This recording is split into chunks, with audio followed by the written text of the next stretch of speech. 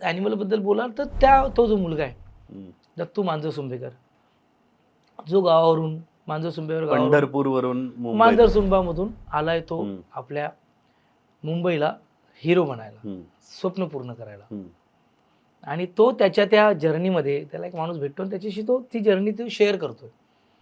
आईबद्दल बोलतोय, वडिलांबद्दल बोलतोय, बहिणीबद्दल बोलतोय, प्रेयसीबद्दल बोलतोय, आजच्या आजूबाजूच्या गोष्टींबद्दल बोलतोय आणि बॉडी म्हणजे हिरो बनण्यासाठी काय लागते ते बोलतोय, गोष्टी कशा तो ना छान त्याच्या त्या विश्वात म्हणजे मी सुपरस्टार होणार आहे ह्या छान स्वप्नात तो जगतोय. आणि त्याची गोष्ट मांडताना त्यांनी मला एकच गोष्ट सांगितली सरांनी, त्याची थेरी, की या माणसाला दुःख माहितीच नाहीये.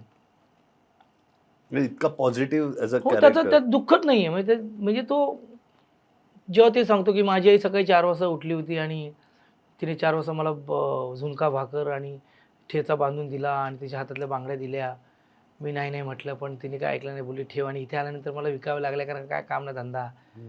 तर हे बोलताना त्याच्याकडे दुःख नाही, म्हणजे मला विकावे लागले यार, ह्या ह्या ह्या लेवलला ते पात्रच नाही. विकावं लागलं ना. आणि मग तो पण त्या डिझाईन बघून ठेवलं मी त्याचं.